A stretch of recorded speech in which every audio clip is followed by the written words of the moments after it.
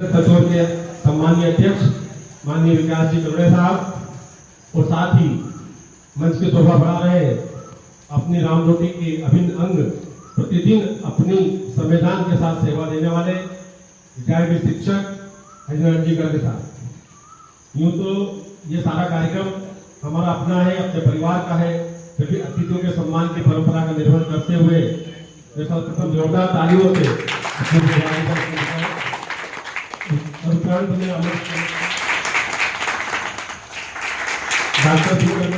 अपनी राम रोटी करने की व्यवस्था जो हमने आरंभ की थी, इस 30 महीने में 43,000 से ऊपर लोग भोजन कर चुके। 900 दिन के इस गतिविधि संचालन में हम शादी ब्याह करके लाते हैं।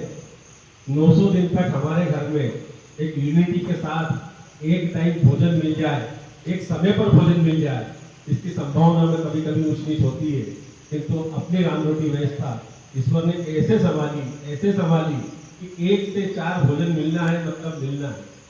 सिर्फ होली, धुलेंडी और दीपावली पूजन, ये 3 ऐसे त्योहार रहे कि जब उस दिन हमने उसके पट बंद रखे हैं।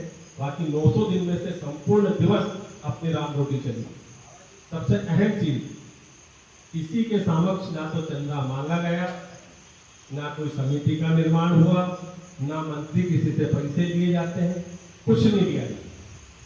जैसे द्रौपदी की साड़ी अपने आप बढ़ती चली गई, ऐसे कृष्ण भगवान ने जगन्नाथ की देश में इस राम रोटी की व्यवस्था को ऐसे संभाला कि रात को 10 बजे मेरे पास गजू भैया का फोन आता है कि भाई साहब आज चावल की स्थिति है कि शायद सुबह बन पाए या ना बन पाए। सोचते चलो ठीक है भाई, खरीद के लाएंगे, करेंगे कहीं से। सुबह 10 बजे किसी का फोन आएगा कि भाई साहब मेरा मन है, कुछ देने का क्या देते हो, मेरे घर चावल देते, हमारे पास चावल। ऐसे कम से कम 25 बार से ज्यादा हुआ है कि जब हमें जो चीज की आवश्यकता महसूस हुई है, हमारे खरीदने से पहले कोई दान दाता उसके लिए। फिर हमने टोकन की व्यवस्था आरंभ की थी, किंतु धीरे धीरे करके हम उसको सुधार करते गए। आज स्थिति यह है कि एक डिब्बा रखा हुआ है, 10 रुपए का नोट अगर आपके पास है आप डाल दें, नहीं है आप दूसरे बोलने के साथ मेरे पास पैसे की व्यवस्था नहीं, आप वही 4 खंड राम रोटी के हैं, 5वां खंड नगर के लिए है। नगर से कोई मिठाई आ जाती है, कोई चीज आ जाती है तो 5वें खंड में रखी जाती है। अगर नहीं आती है तो प्याज या हरी मिर्ची डालते हैं, उसको रख देते हैं। कुल मिलाकर 10 रुपए तो थाली नहीं मान चलेगा, सफाई करने तक का पैसा मात्र रहता है। एक निःशुल्क तौर पर भोजन की व्यवस्था चल रही है और उसके लिए संपूर्ण गांव के, इस नगर के एक व्यक्ति साधुवाद के पात्र है, जिन्होंने किसी न किसी प्रकार से प्रत्यक्ष या परोक्ष किसी भी रूप में राम रोटी से अपने आप को जोड़ा। कहीं मांगने की जरूरत नहीं पड़ती है। अक्सर देखिए रिटायर होने के बाद प्रतिदिन सेवा देने आना है, मतलब आना है, बैठे हैं अपनी सेवाएं दे। कई तरह के विवाद आते हैं, कई तरह की छोटी मोटी ऊंच नीच होती है, फिर भी अंतिम तौर पे अंत भला तो सब भला। आज 43,000 लोगों के भोजन के साथ राम रोटी इस मोड़ पर खड़ी है और इस मोड़ पर खड़ी है कि जहां ऐसा लगता नहीं है कि सतत चलने में कोई बाधा इसमें नहीं। क्योंकि मैं उन सभी लोगों को आज साधुवाद भी देना चाहता हूँ, एक निवेदन के साथ बात करना चाहूँगा। हम सभी के पास उम्र को देखते हुए, जवाबदारी को देखते हुए बहुत कम समय होता है कि जब हम समाज की ओर देख पाते हैं। एक बीज, हर एक छोटा बीज अपने मन में भाव रखता है कि मैं एक दिन वृक्ष बनूं, लेकिन प्रकृति की विडंबना है कि बीज जब तक अपने अस्तित्व को खत्म नहीं करेगा, जब तक अपने वजूद को खत्म नहीं करेगा, जब तक अपना बलिदान नहीं देगा, तब तक वृक्ष के रूप में परिवर्तित नहीं। तो बीज की कथा है, लेकिन वृक्ष जब उसी बीज से वृक्ष बन जाता है तो वो अपना ऋण इस प्रकार से उतारता है कि उन बीजों जैसे कई सैकड़ों बीज अपने माध्यम से पुनः पैदा करता है, जो समाज में जाके फिर वृक्ष बनने की स्थिति में पहुंचता है। अपनी राम रोटी हो, मेडिकल बैंक हो जो 8-9 साल से चल रही है, देना लेना बैंक हो जो 8-9 साल से चल रही है, रथ हो जो पिछले 9 साल 10 साल पहले भाई साहब ने लोकार्पण किया था, पुनः नवीन स्वरूप में है, ध्वजारोहण हो, 123 महीने 123 पूनम उसकी हो चुकी है, तुलादान हो, साधु संतों का निःशुल्क भोजन हो, जो भी व्यवस्था इस नगर में आरंभ की है वो व्यवस्था सुचारू रूप से चल रही है। और इसमें सबसे बड़ी खुशी की बात है कि आज हमारे पास इतने हाथ ऐसा आ गए हैं कि ईश्वर करे कि किसी एक व्यक्ति के या मेरे रहने ना रहने से इन व्यवस्थाओं पर कोई बड़ा प्रभाव नहीं पड़ेगा। ये व्यवस्थाएं उस वृक्ष की भांति या बीज नष्ट हो जाए लेकिन वृक्ष हमेशा जीवित रहे। एक और निवेदन करना चाहूंगा, हम सबका सोच हम अपने परिवार के लिए सोचते हैं, अपने घर के लिए सोचते हैं, अपने आप के लिए सोचते हैं। एक चिंतन में आपके माध्यम से आपके समक्ष रखना चाहूंगा कि हम इस विषय पर भी चिंतन करें। हम सब वो समाज के प्रबुद्ध वर्ग हैं, हम सब समाज के वो थिंक टैंक है जो नगर में होने वाले किसी काम को, किसी भी व्यवस्थाओं को देखते रहते हैं, कमियों को देखते रहते हैं, अच्छे कामों को देखते रहते हैं। कई तरह के विचार दिमाग में आते होंगे। मैं आज चाहता हूँ कि मैं एक चीज आपको देना चाहूंगा कि हम किस रूप में विचार करना चाहिए। हमें इस नगर में, इस समाज में किस चीज की समाज को आवश्यकता है, पहला चिंतन यहाँ आना चाहिए। और दूसरा सोच बनना चाहिए कि उस आवश्यकता में हमारी भूमिका क्या हो सकता है। तो बहुत छोटी छोटी चीजें, सड़क पे जाम है, हमें दिख रहा हर आदमी दुखी के रोड पे जाम है, हम अपनी भूमिका का निर्वहन करें कि आप अपनी गाड़ियों को ऐसा न लगाएं कि दूसरों को तकलीफ होती है। सड़क पे पानी आ रहा है, हम सबसे पहले देखें, हम दूसरे का घर का देखें, फिर हम देखें कि हमारे घर का पानी सड़क के ऊपर नहीं जा सकता। कई तरह की चीजें, बारिश का टाइम है, पिछली बार भी अध्यक्ष महोदय से भी चर्चा हुई थी, हमारे घरों पर हमने पाइप बाहर निकाल रखे हैं। हम तो पानी आता है जब अंदर बैठ के चाय पी रहे होते हो, जब पानी आता है छत पे, बीच सड़क पे जाके पानी गिरता है। जवाबदारी हमारी है कि हम उस नल को, उस पाइप को कुछ ऐसा कर दे कि दूसरे की छींटे दूसरे के ऊपर गंदा पानी न जाए। तो समाज में जितने भी काम कितने ही बड़ा, हम अपनी भूमिका का निर्वहन उसमें करेंगे तो एक दिन बहुत बड़ा सुधार हमें देखने को मिलेगा। ये प्रस्तावना मान लो, निवेदन मान लो कि संचालन मान लो, मैंने अपनी भूमिका निभाई। फिर अगले क्रम में माननीय अध्यक्ष महोदय से निवेदन करूंगा कि वो शुभारंभ अवसर पर हम सबके बीच उपस्थित मेरे मार्गदर्शक सम्मानीय उदय सिंह चौहान भाई साहब, इस क्षेत्र के लोक सांसद सम्मानीय वरिष्ठ शिक्षक सम्मानीय हरिनाथ, इस व्यवस्था के बता रहे, मैं तो कह रहा हूँ आपको भाई, लेकिन आप मुझे मंजूरी कर रहे हैं। ऐसी स्थिति अगर बनती है तो बात अलग है, लेकिन पूरा नगर एक परिवार ऐसा भाव है कि हम विकसित करेंगे।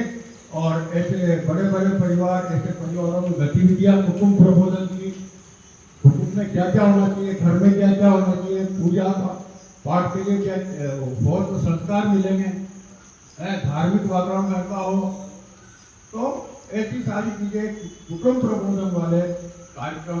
दूसरा के संघ ने भी आह्वान किया इन 4-5 चीजों, सामाजिक समरसता, संस्कार पद्धति, कुटुंब प्रबोधन और एक पर्यावरण। हमारा नगर स्वच्छ रहेगा, वृक्षारोपण के कार्यों उसके लिए ऐसे प्रेरणा दी जाए। नया एक और मुक्तिधाम बन रहा है तो वहां के लिए प्रेरणा दी जा सकती है, भाई एक वृक्ष अपने नाम से या अपने किसी पूर्वज के नाम से अपन लगाना। दूसरा, ये जो डस्टबिन घर देने की योजना आपने बताई है कि हर घर में हम डस्टबिन देंगे, दो, उसमें एक में गीला और एक में सूखा कचरा। तो ये प्लास्टिक से मुक्ति होना बहुत जरूरी है। और ऐसी आदत केवल बांट के ऐसा नहीं, ऐसे संस्कार के लिए बीच बीच में कार्यक्रम, उनका प्रबोधन, माता बहनों का जो घर की सफाई कर, उनको प्रबोधन भी मिलना चाहिए। और बिल्कुल ये नगर एक अच्छा स्वच्छ नगर बने, ऐसे पर्यावरण की दृष्टि से कि हमें विचार करना चाहिए। 3 बातें होंगी, सामाजिक समरसता और कुटुंब प्रबोधन और कुटुंब प्रबोधन, सामाजिक समरसता, है ना। और एक बात और है, चौथी बात यह है कि हमारा जो शासन नियम बनाती है या हमने कोई नियम बनाया उसको फॉलो करना। कोई भी अच्छे नियम है उनको अपने से प्रारंभ करना। गाड़ी में बैठे हैं, जिसको कहें कि नागरिक शिष्टाचार, कचरा कहीं भी फेंक दिया, क्यों फेंक देंगे भैया, ये शिष्टाचार है क्या हमारा? हमारा नगर है, गंदा होगा, डस्टबिन देखेंगे। गाड़ी में बैठे, मोटरसाइकिल है, हेलमेट लगाएंगे। गाड़ी में बैठे हैं, बेल्ट लगाएंगे, तो पुलिस के डर से लगाएंगे।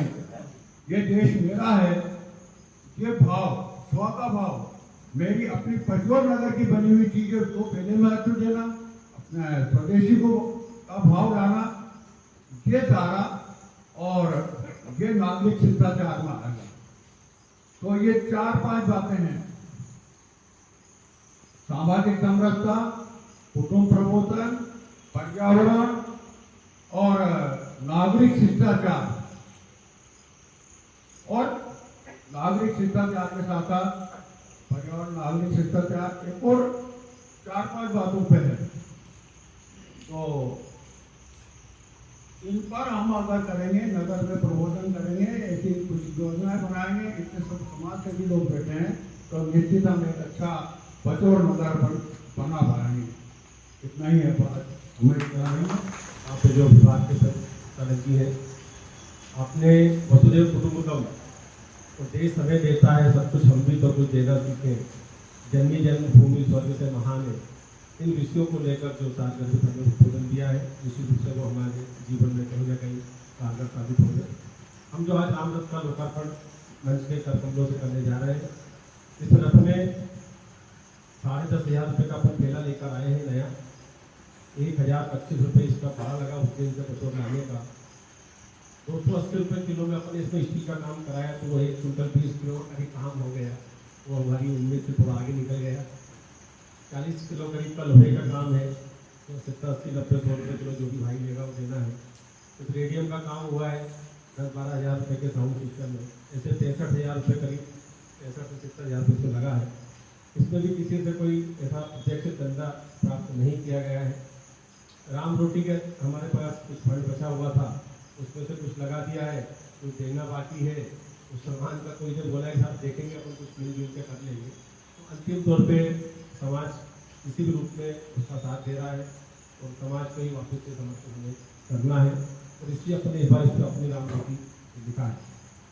मैं हमारे मंच को सुशोभित कर रहे हैं, हमारे क्षेत्र के सांसद जी माननीय रोडमती नागर भाई साहब से निवेदन करूँगा कि आपने जब जब हमने याद किया, आपने हमें साथ दिया, हमें साथ करेगा। पवित्र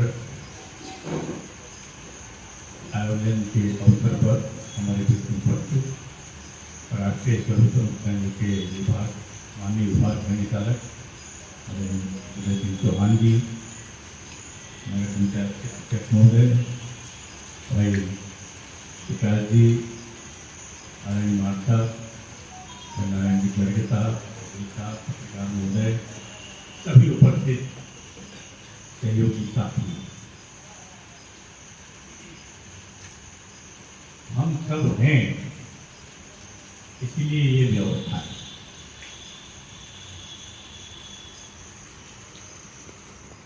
और हम सब आगे भी रहेंगे और अच्छे रहेंगे, इसलिए व्यवस्थाएं भी और आगे अच्छी चलती रहेंगी।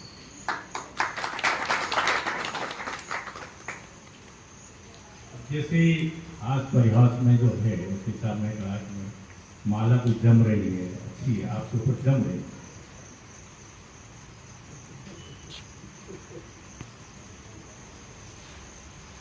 मेरे को भी मन में विचार,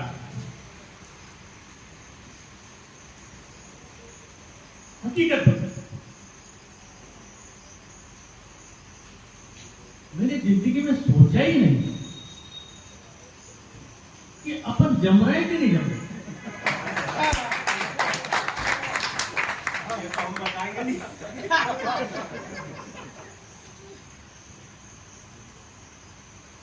लेकिन मैंने ये जरूर सोचा कि हमारा विचार ये जमा हुआ रहना चाहिए, हमारा दर्शन ये जमा हुआ रहना चाहिए, हमारी जीवन पद्धति, हमारी संस्कृति, हमारी धरोहरें, हमारी कार्य पद्धति, इन सब को चलाने वाली हमारी कार्य पद्धति ये जमी हुई रहनी चाहिए। और ये सब जमे रहेंगे तो हम सब जमे रहेंगे, और अगर ये जमे नहीं रहे, ये जड़ों से उभर गए, इन जड़ों को हम भूल गए तो हमें सब भूल गए, कोई हमें याद नहीं। हकीकत में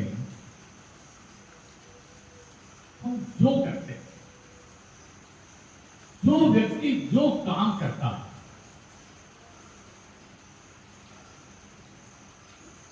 वो इसलिए करता है कि उसको अच्छा लगेगा, उसके मन को अच्छा लगेगा।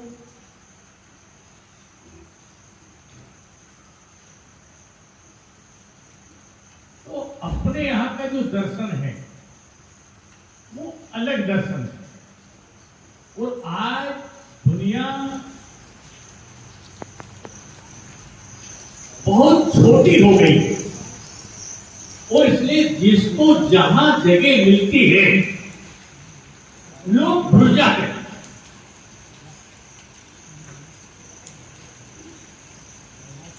हमारा अपना जीवन दर्शन ये राम रूपी ही है। नाम कुछ भी ले लो, लेकिन दरिद्र नारायण की सेवा, गरीबों की सेवा, अंत्योदय, तमाम प्रकार के जो जो नाम दिए हो, स्वयं भगवान ने भी नाम दिए। यही काम पर जैसा मैंने कहा, हम अपनी जड़ों से कैसे जुड़े रहते हैं और अपना सुख, हम सुख के लिए काम करते हैं। राम का जब नाम आता है, रथ का नाम आता है, अंतिम पायदान पर पहुंचने का जब भाव मन में पैदा होता है तो वहां से वैराग्य पैदा होता है और वहां तक जाते जाते वो वैराग्य चरम पर पहुंचता है और वहां से आते आते आते आते नहा धो करके फिर निवृत्त हुए कि वैराग्य रखा गया और फिर वही मन का सुख। तो मन का जो केवल मन का सुख चाहते हैं,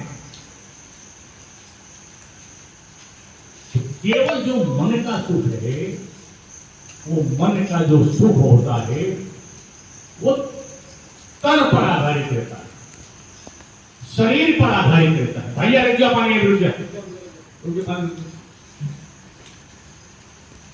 विचार करना। मन का जो सुख है ना, ये तन के ऊपर आधारित है, शरीर के ऊपर आधारित है। शरीर तन, शरीर तन का, शरीर का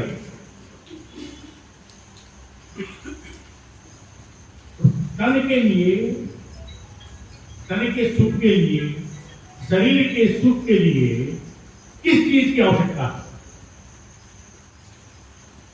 धन की आवश्यकता। तन के सुख के लिए, शरीर के सुख के लिए धन की आवश्यकता होती है। लोग उसी को सर्वस्व मान लेते हैं, लेकिन कुछ लोग और आगे बढ़ते हैं तो उनको तन के सुख के साथ साथ मन का सुख भी चाहिए। मन का सुख, अब मन का सुख कब मिलता है? आइए हरे भैया, से आइए, देखिए क्या है, पानी का सबका स्वागत सम्मान। अगर कहीं तिरस्कार कर दिया, कहीं अपशब्द कह दिए, मन का सुख रहेगा नहीं। मन के सुख के लिए सम्मान चाहिए, सम्मान के लिए वैसा समाज है।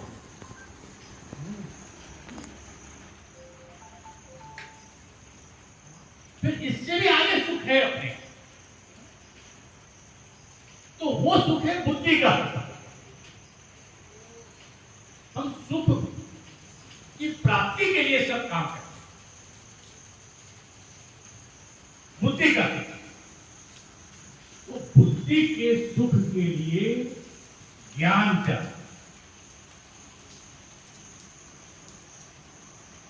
नॉलेज चाहिए, तो बुद्धि का सुख मिले। आत्मा का सुख ये परमात्मा से ही मिलता है।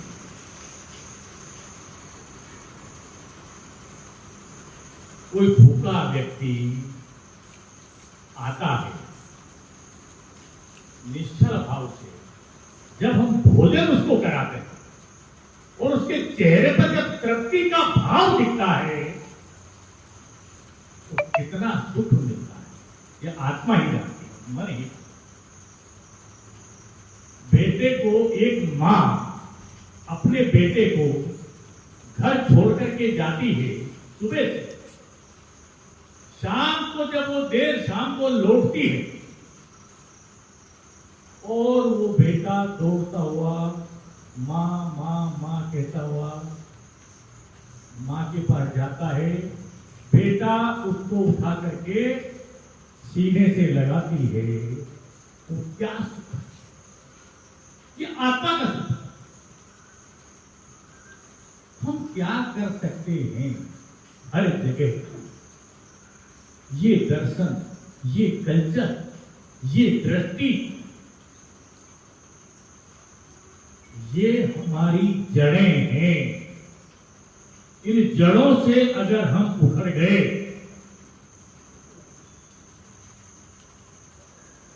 छोटा पौधा है उसको उखाड़ करके डाल देते हैं,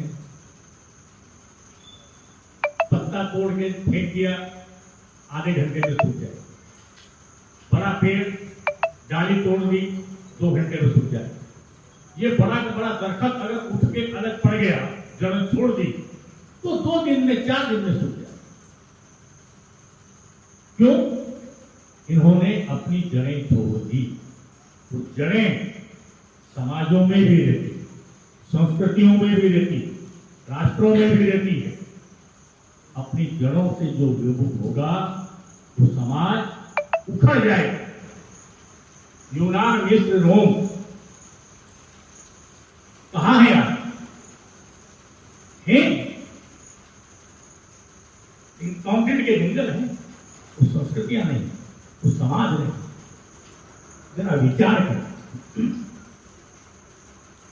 जरा विचार, हम कहां जा रहे हैं? Birthday birthday birthday birthday birthday birthday में क्या होता है? बर्थडे में क्या होता है? बर्थडे कौन मनाते हैं?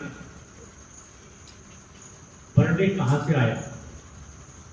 मैं मनाने के लिए, विरोध करने के लिए नहीं कह रहा हूं, लेकिन रास्ते जरूर ढूंढना भाई, उसमें रास्ते जरूर ढूंढना, नहीं तो हम उखड़ जाएंगे। जिसको कोई त्योहार मनाने का जहां नहीं है वो जन्मदिन मनाते हैं। अपने माँ बाप को भी अनाथ आश्रम में जाके डाल देते हैं। जिस दिन उनका बर्थडे होता है उस दिन हैप्पी बर्थडे कह करके आ जाते हैं। तो सामान्य आगे पड़े, अपने यहाँ तो रोज तीज त्योहार, रोज उत्सव, रोज कार्यक्रम, रोज उत्सव। जिसको कोई उत्सव मनाने का नहीं है उनके लिए बर्थडे उत्सव है।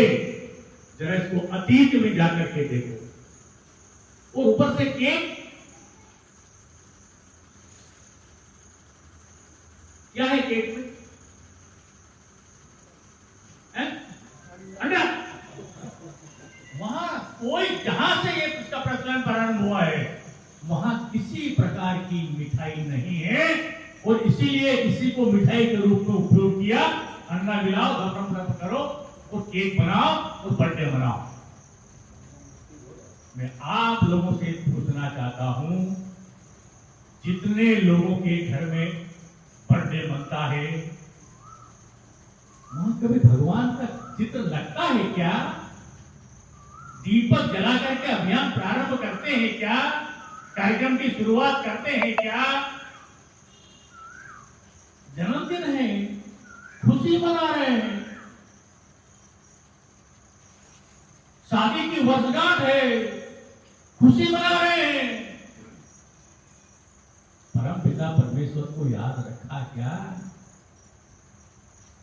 जिसको इसको हम मानते होंगे। चित्र रखा गया, दीपक लगाया गया, अगरबत्ती लगाई गया, राम रोटी के लिए कुछ अंश निकाला गया।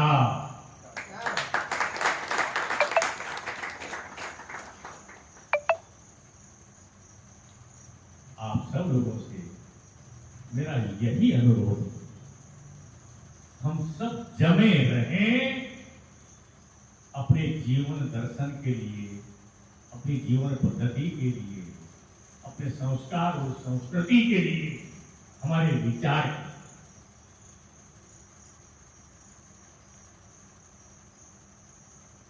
ज्ञान तो बहुत है। हमारे बच्चे भी कह सकते हैं हमारे पिताजी के पास बहुत ज्ञान था। कहाँ है भैया? चार चार अलमारी भरी है किताबों की।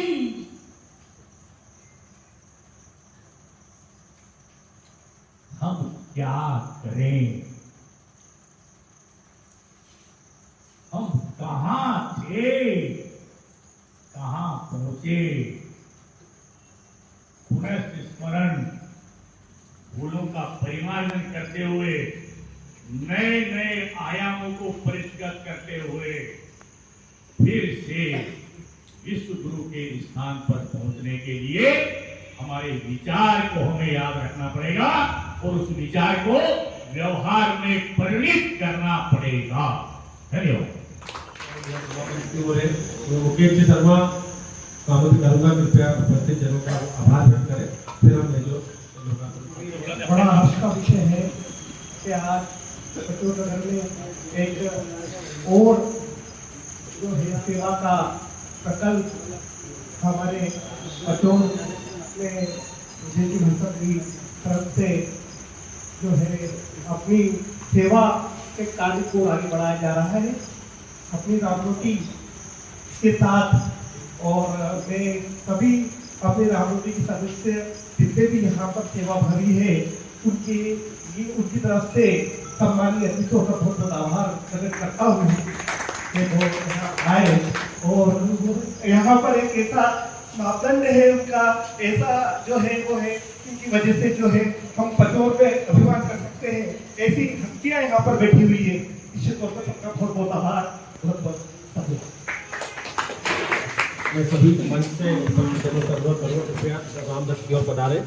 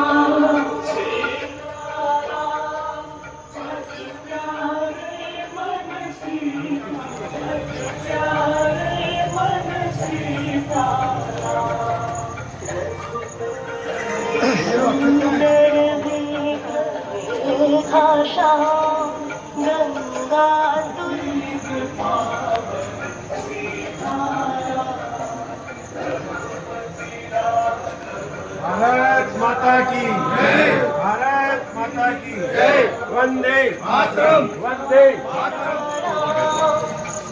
धर्म की जय हो, धर्म की जय हो, धर्म का नाश हो, धर्म का नाश हो, प्राणियों में सद्भावना हो, प्राणियों में सद्भावना हो, विश्व का कल्याण हो, विश्व